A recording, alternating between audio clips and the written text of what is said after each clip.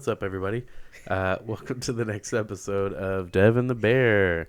Today we're going to be talking about a couple fight cards, the recent one and then the upcoming one. The last fight card was headlined by Jan Blachowicz and Glover Teixeira. I don't know why I blanked on that. There's a few interesting things from that card. I feel like one of the most important things, or not one of, but possibly one of the most important things. Yeah. Khamzat is back and pretty scary. Yeah, hasn't lost a beat, missed a beat, nothing. I don't know how about the hell it fucking goes. Threatening to kill everybody. And yeah, that was so fucking funny. But yeah, man, he absolutely ran through Jiling Liang, and I didn't expect that at all. The Leech is a scary person that really, a lot of people at welterweight are avoiding. And that dude, I mean, and credits to Jiling Liang for taking that fight, but he was a sacrificial lamb. And Khamzat picked him up. He looked at Dana White, yelled out, "I want Brock Lesnar," and then slammed him to the ground. And yeah, I feel like when you got Hasbulla over there looking at you so intently, enjoying your fight so much, you must be doing something right. Gods recognize gods. Yeah. You know? As far as what's next for Khamzat, though, they're talking about Nate Diaz. You got Neil Magny calling him out. I imagine there's going to be a lot of people calling him out just because they want to be part of that. Michael Bisping said Michael Chiesa should take that fight. Yeah. I could see why he should take the fight. Yeah. I don't think it's a good one for him. I don't think it's a good one for all of the other guys you named. I'm just like, there's no way those guys beat Khamzat. Yeah. I see Neil Magny having a lot of problems with Khamzat. I see Mike Chiesa having some issues. Nate Diaz, I see him not winning that fight at all, but I'm for it. Yeah. Because at some point, you're going to have to give Khamzat a title shot. And I know he's in a different weight class now, so he's got to work his way up. But you give him Nate Diaz, it's a big name. It's a high-caliber fighter, air quotes. And it's very relevant. So that propels him there a lot quicker now that you know you have this cash cow at welterweight that a lot of fighters are interested in. I just want to bring this up. Talgate. Oh yeah. At the weigh-ins, he put his hands on the towel. He didn't make weight the first time, then he put his hands on the towel. Lost second 5 pounds. time, lost 5 pounds, and they were just like, oh. And then they had to read it out loud, and they're like, oh, right. Yeah. No, he didn't make weight. And then he went back a third time, and he made weight. Yeah. What's it called? Yeah, they had him do it the third time, finally weighed in at 171. And, yeah, dude, he's a fucking killer. He's so much fun to watch. And I think I went right off the stats to you. He's landed over 250 strikes in 4 fights, and there's like significant strikes, and somebody's only landed. There's only been 2 landed on him. Yeah. It's insane to see the amount of fucking output he's putting out, and he's just running through these guys. I don't see him having issues until he breaks into the top 5 in welterweight. I think Vicente Luque would be a tough one for him. Yeah, because anywhere that fight goes, Luque is ready for him, I think. And I think he'd be a lot harder to take down than he realizes. Maybe Gilbert Burns. I was about to say, hey, there's a fight for Gilbert Burns. Yeah. You know, if he's not going to take Vicente Luque, he's not ranked high enough. Let Khamzat fight Nate Diaz and then give him Gilbert Burns. Yeah. I mean, he's going to argue that he's not ranked high enough, but who gives a shit? Because you know for a fact that guy can hang with those top 5 guys. Yeah. You know? And if he's running through people like this, and if you're Gilbert Burns, you want that fight. Because it does a lot for you coming back. You're kind of falling into obscurity because you lost the title fight. And you're way more active on Twitter. And then your boring fight against Stephen Thompson was not really anything to impress Dana White. Give me the boy, Dana. Yeah, he's not going to give you anything after that. But you go fight Khamzat. Even if you beat Khamzat in a boring fight, you beat him. Yeah. You're the guy. You killed the hype. Yeah. So I think you take that fight. But I do think Khamzat should fight Nate Diaz. Yeah. Part of that is because I want Nate Diaz gone. He would get absolutely obliterated if they fight. Yeah, I think so too. And so honestly, for me, like besides Hasbulla, that was the highlight of my night. And another good fight was Toriyon defeating Cory Sanagan by decision.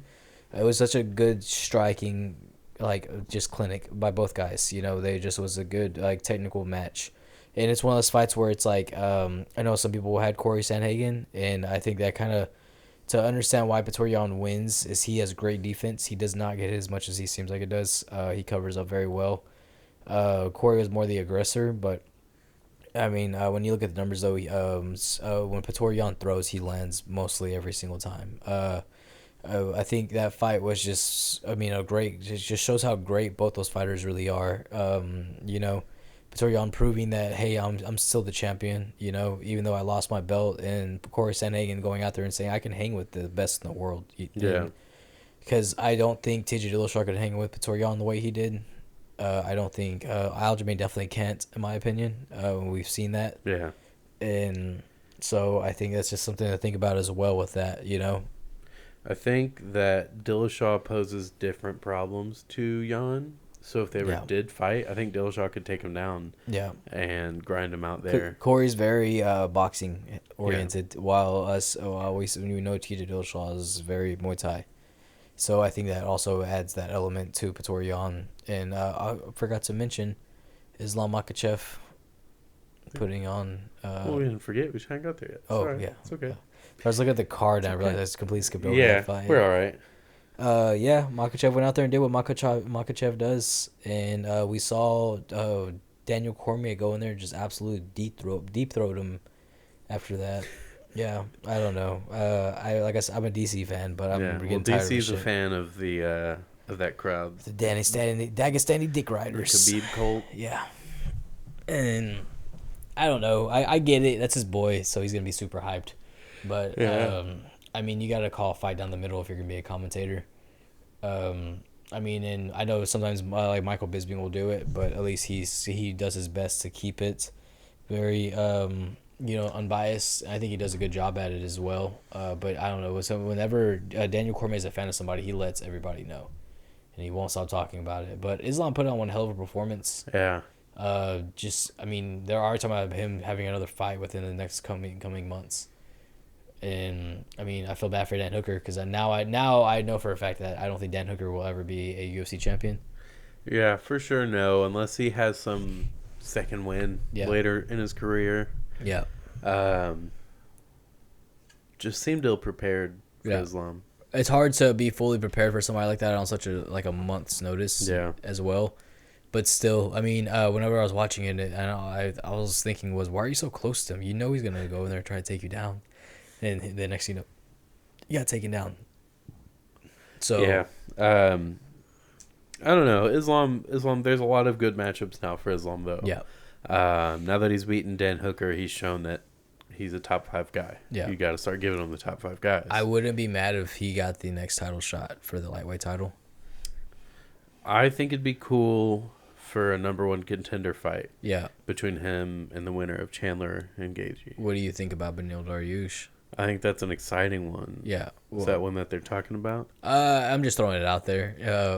Imagine though, what about Islam versus Dariush for the number 1 contendership for the interim title?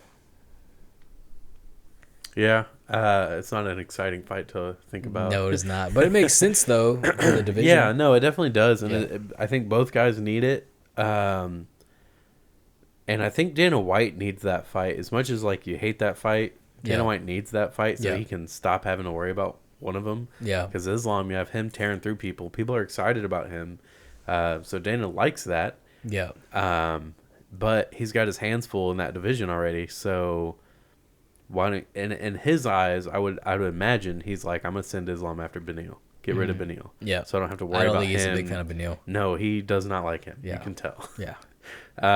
So I would think that he would send Islam after Beneil as a way of...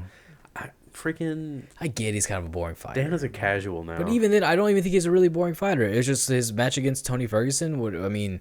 Besides that, he doesn't really put on very boring fights. What are you supposed to do against Tony Ferguson? Yeah. Risk him winning in a wild way, which is what he always does. Yeah, get sloppy, throw down with him, and then Tony Ferguson does some weird fucking roll. Yeah. Like, and then next thing you know, you're getting put in a heel hook, and you just lost everything. And then, even though you're the better fighter, I don't know. I get where. Well, but besides that, Benil Benarush on this win streak he's on, he hasn't really had a boring fight except for that fight. I do wish he would have done more. I wish he would have tried for stuff more, because I think we've seen that when it comes to the elite grapplers in his division, he can't compare, even with his high level jiu-jitsu, even if it is high level jiu-jitsu anymore. You know. Yeah, he'll have his hands full with Islam, but I wouldn't mind that matchup. I think that matchup is good. Have the Chandler Gaiji fight. The winner of that takes on the winner of Dariush and Islam, because I mean, they can fight not too long from now. I saw the DoorDash notification on your phone right now, just like, you know, get somebody a meal and blah blah blah. One time I wanted a discount so bad because I was so broke that I sent a gift to myself so I can use the promo code so I could get a discount.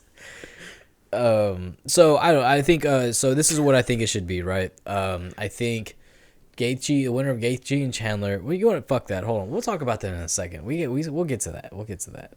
Because the lightweight title picture, there's a lot to discuss with this coming up card. I'm going off the fucking rails again.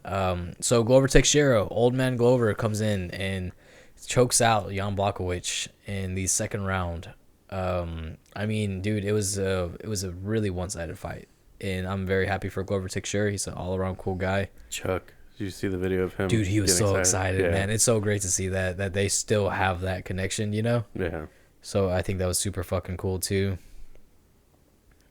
Yeah, I think Glover Teixeira definitely proves he's still got it. Yeah. But now he's got a lot of people coming after him. Yeah. Do you give Yuri the title shot?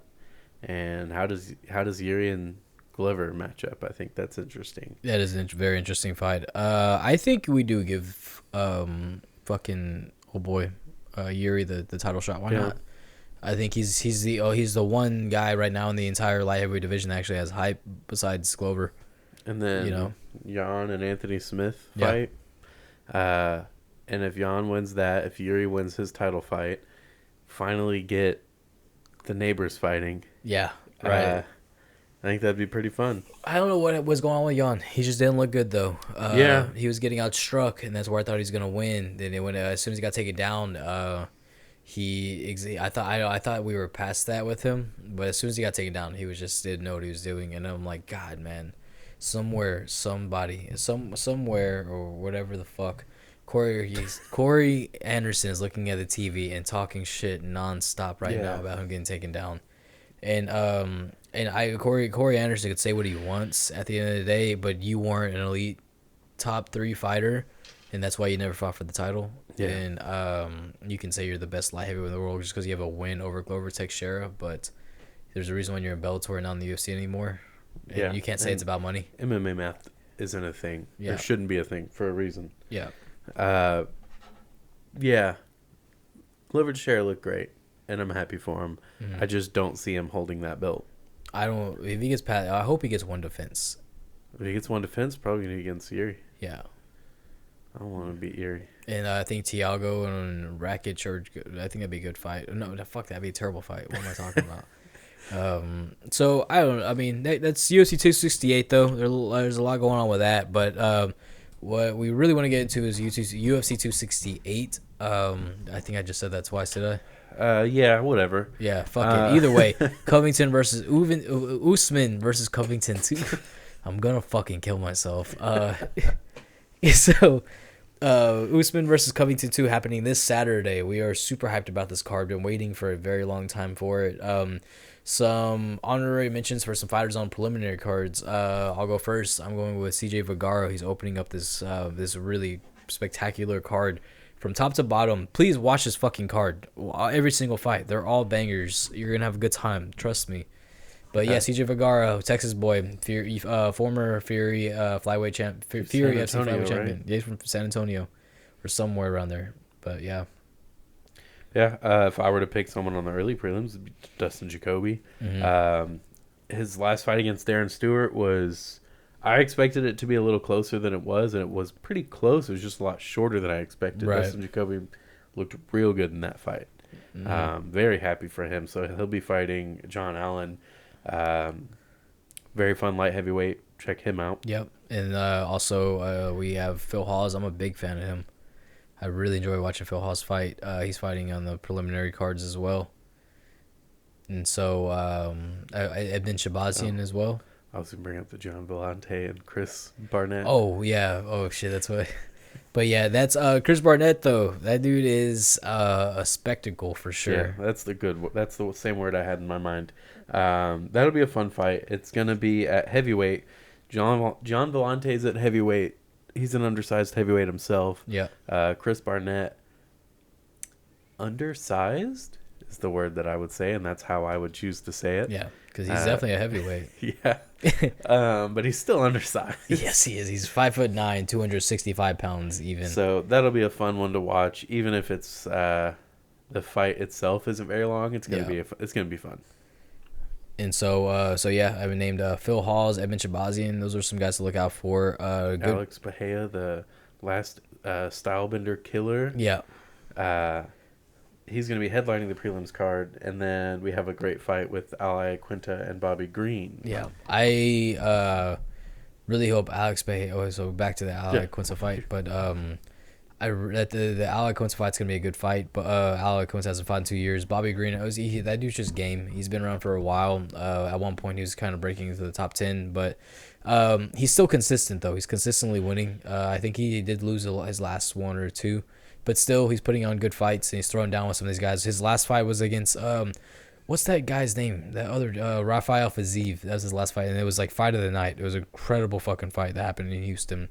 But Alex Bahia, former Glory kickboxer, like you said, he's making his UFC debut, and there's a lot of hype coming into it. Like to mention again, he is the guy that's knocked out Israel Adesanya, I believe, twice, right? Yeah. And so in kickboxing. Yeah. You know, it'll be a kickboxing match between the two if he gets up there. I really hope he gets up there. And I mean, I'm sure Andreas Michelatis is pretty good. Michelada? Yeah. They are pretty good. Yeah, they're delicious. And but I think that what's it called? I really want Alex Bahia just go in there, just absolutely steamroll this guy. They call out Adesanya. Yeah. I want him to acknowledge, I know I'm not ready for a title shot. No, I'm not going to get that. But I'm coming for you. And then just leave it at that.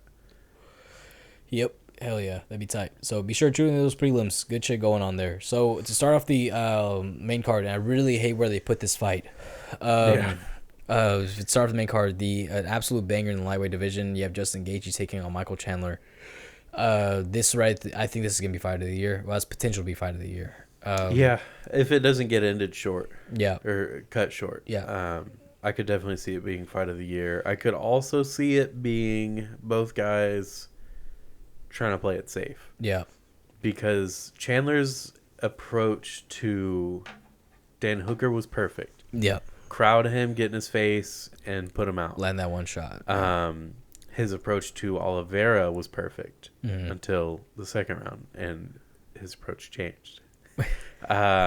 So I think he's going to understand, okay, this time I have to slow down. I have to be smarter. Yeah. If I want to take a legitimate shot at this, at being a reigning UFC champion, I have to be smarter. So I could also see him using his wrestling and trying to take down Gaiji, and then Gaiji using his wrestling to stop the takedown, and then we end up against Cage with two wrestlers. I don't think he's gonna try to take Gaethje down though. I don't think it'll happen either. Yeah. But I could see it happening, or rather, I wouldn't be surprised if it happened. Yeah. But I see that fight being exciting. I think Michael Chandler is openly saying like he's been training heavy on his stand up because he wants to go in there and bang with Justin Gaethje. And I think somebody actually brought up to Justin Gaethje about like him getting taken down by Khabib. He was like, that's like the first guy that's actually taken me down more than once. And then he's like, besides that, he's like, that's the only guy that's taking me down. So everyone that says I have bad wrestling, he's like, come on, man, it's fucking Khabib. Says how good he is. But I hope that fight ends in a brutal knockout. Either way, we're getting a fucking backflip. So I'm not too disappointed. True. Yeah. So either way, we're gonna get a that really Chandler backflip though was nice, dude. I don't know how he you got don't so much air. I don't know how he doesn't blow a fucking knee out doing that, dude. Imagine that he goes in there and knocks out Justin Gaethje and blows both of his knees out. There go your two most exciting lightweights that aren't, title fights right now. And now, like, Jason Gaethje wouldn't be a legitimate, what's it called, title challenger. Yeah.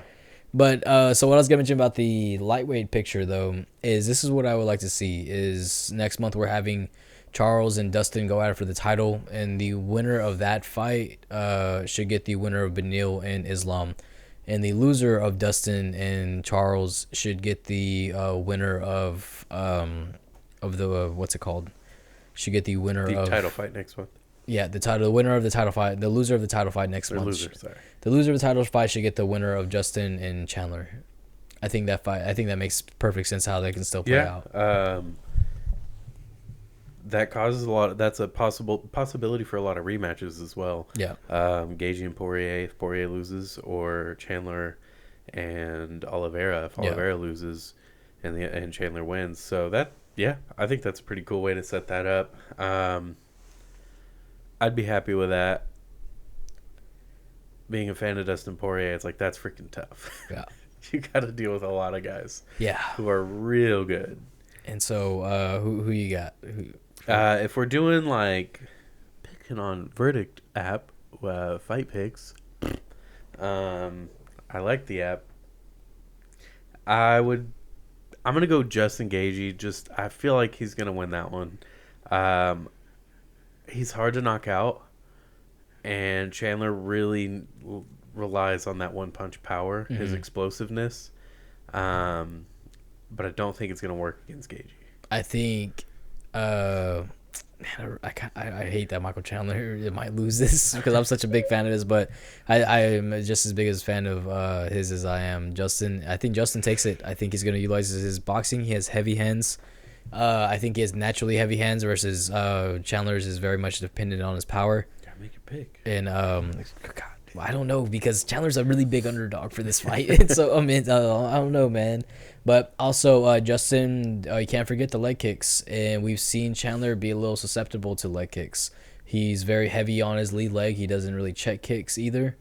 I know he did have that weird freak accident against Brett Primus, and so that's something to think about as well. But I think Justin gets it done probably in the second round. I think Michael's going to start off very fast and strong, but Justin is going to withstand the storm.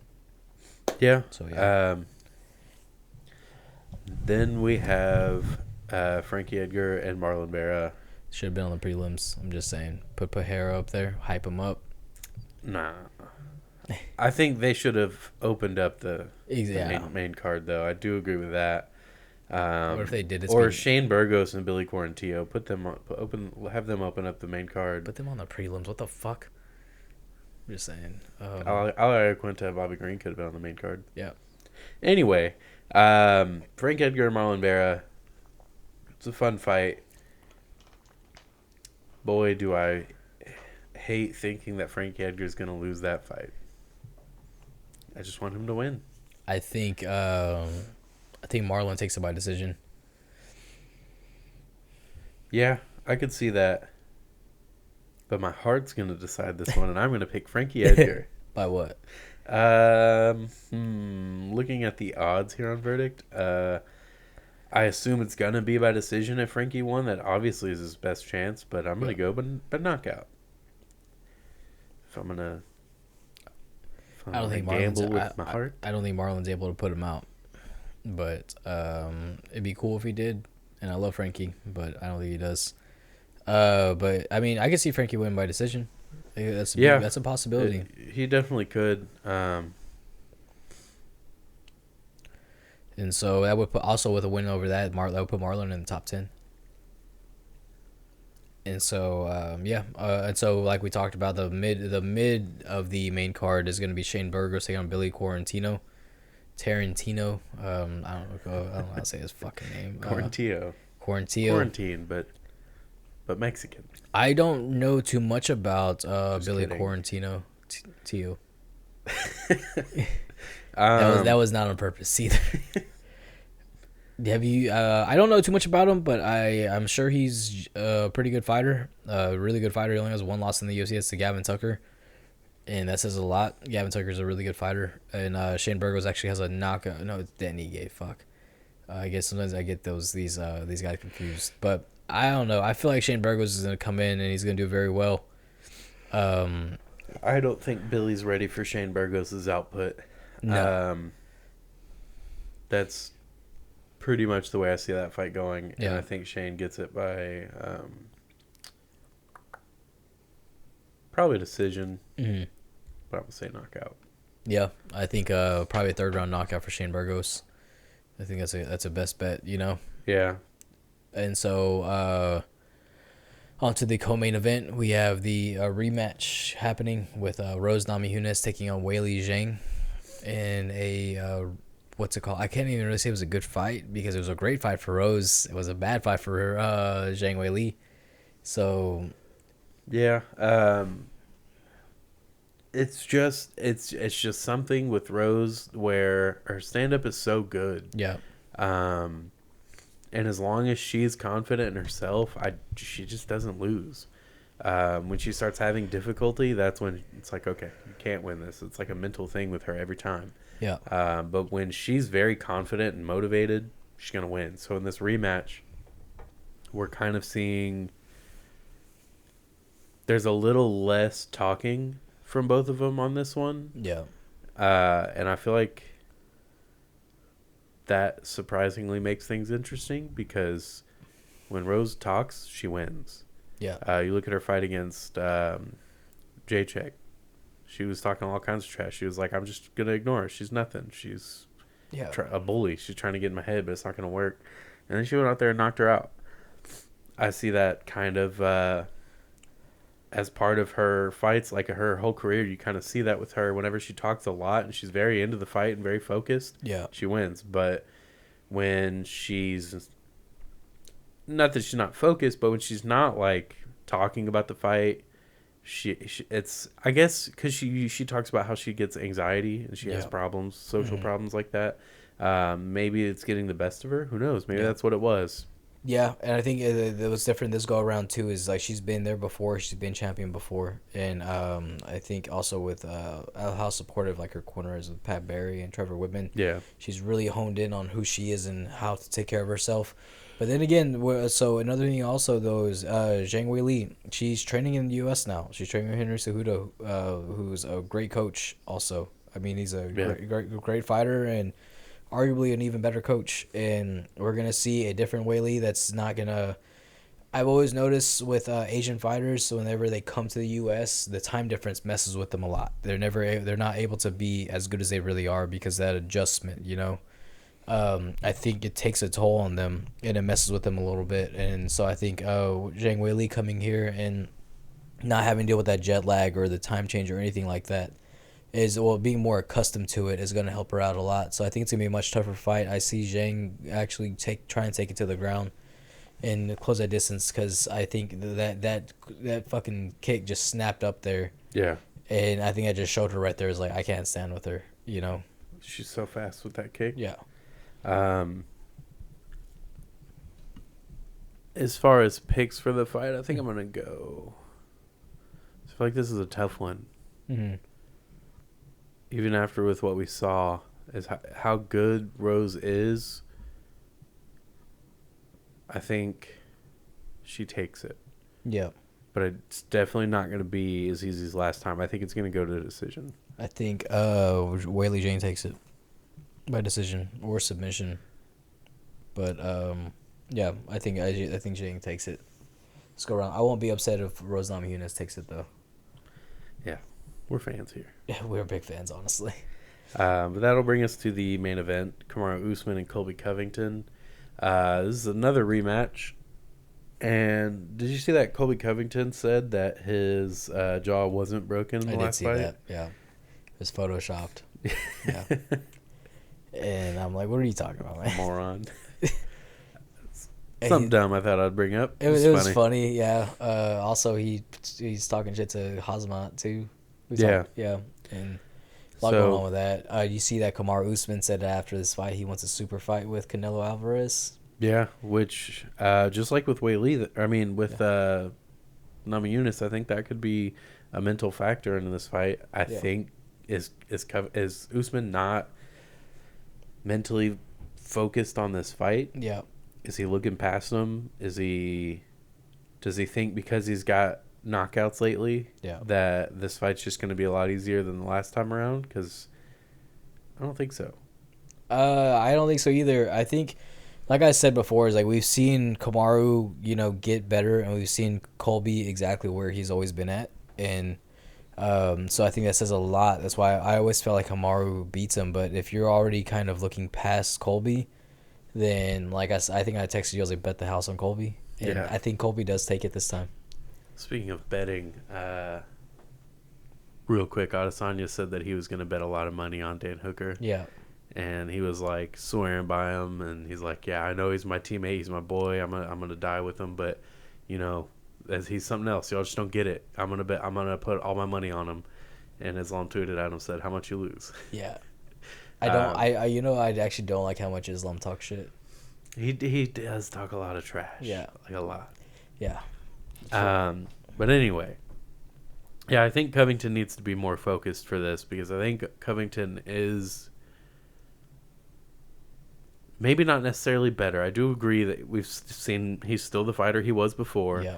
But I think that last fight, the broken jaw, is just something that happens. Yeah. I had him winning that fight. Yeah. And had it not happened, where would we have been? So it did happen. Usman broke his jaw. He did what a fighter's supposed to do. He went in there and he hit him in the face. Yeah. So this time around, what differences do we see from Usman? And those differences, I think, decide this fight, because he trains with Trevor Whitman. Trevor Whitman's going to be very on his guys about being better. Trevor Whitman also has a very busy night.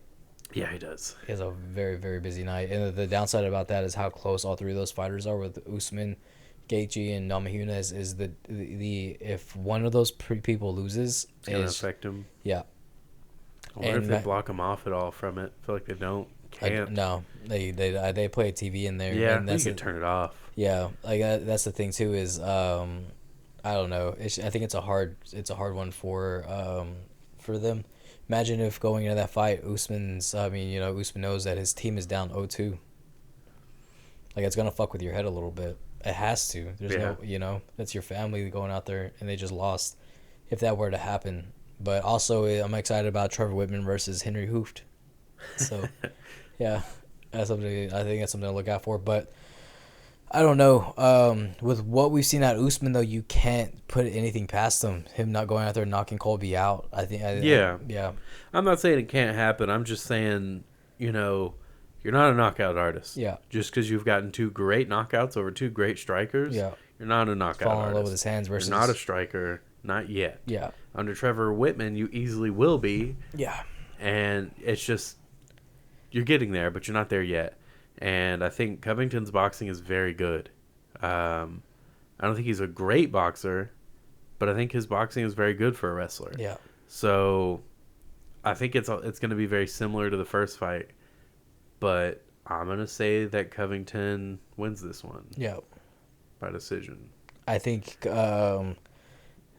Covington takes it as well. I mean, I would like to see Usman take it. I won't be upset if he does, but I don't know. I also would like to see just the Covington era just for a quick second. Just be like, you know what? He finally fucking did it. Because the thing is, like, besides Usman, who else beat Covington? Besides maybe Luque?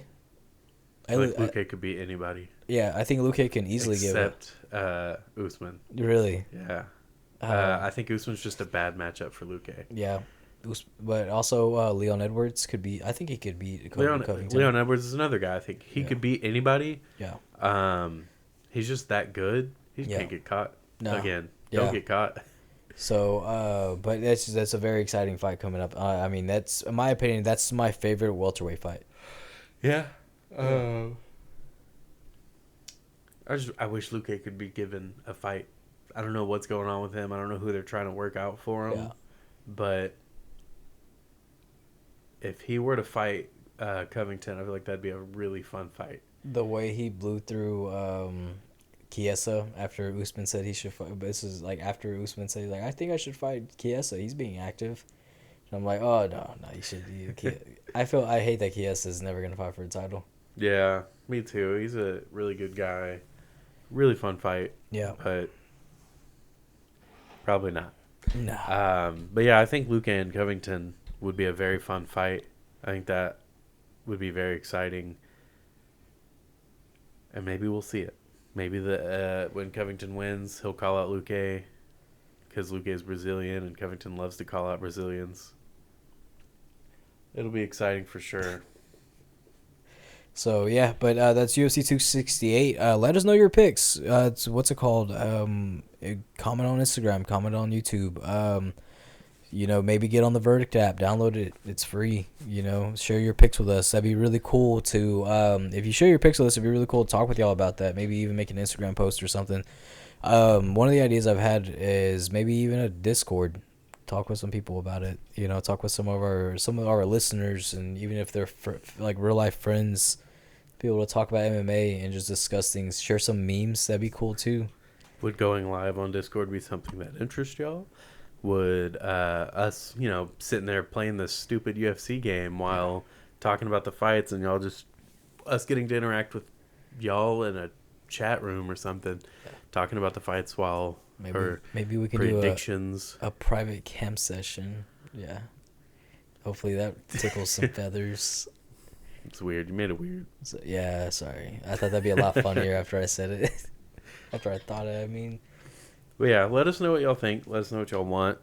Let us know something. Say something. Comment. Even if it's just hi.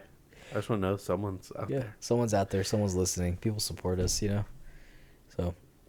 But yeah, I hope y'all enjoyed. Hope y'all have enjoyed the last few episodes. Hope we're doing all right. Have a great night.